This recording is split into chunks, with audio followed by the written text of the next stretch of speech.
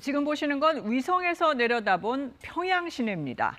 북한이 전승절이라고 부르는 이 정전협정 체결일을 앞두고 열병식 준비가 한창입니다.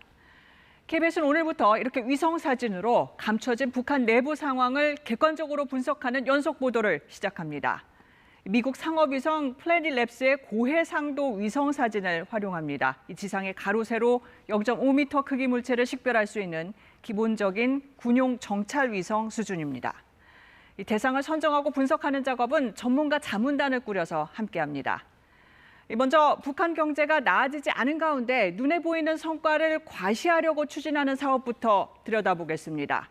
첫 순서는 지금 북한이 가장 역점을 두고 있는 평양 살림집 건설입니다. 김경진 기자입니다. 평양의 신도시 화성지구입니다. 지난 4월 김일성의 생일 태양절에 맞춰 대대적인 준공식을 마치고 입주를 시작했습니다. 원수님이 사랑으로 이렇게 새 아파트를 있사니 정말 기쁩니다. 건설 과정을 위성으로 추적했습니다. 재작년 말 허허벌판에 인부들의 숙소가 먼저 들어섭니다. 가로 1km, 세로 1km 땅이 가건물 숙소로 가득 채워졌습니다. 지난해 2월 착공 후 터닦기 등 기초공사는 한 달 만에 끝났습니다. 이후 5개월 사이 건물 뼈대가 빠르게 올라갔고 착공 8개월 만에 랜드마크인 40층 쌍둥이 건물 등 대부분 건물이 완성됐습니다. 공사 과정 내내 중장비가 움직이는 모습은 많지 않았습니다. 인력에 의존했다는 건데 화성지구 건설엔 연인원 1,600만 명, 하루 평균 4만 5천 명이 투입된 것으로 추산됩니다. 김정은 정권의 최대 중요한 사업으로 지금 여겨지고 있고 전국적인 노동력과 자재들 이런 것들을 투입해서 역점적으로 추진하고 있는 사업들이죠. 현재 화성지구는 조경까지 모두 완성된 상태입니다.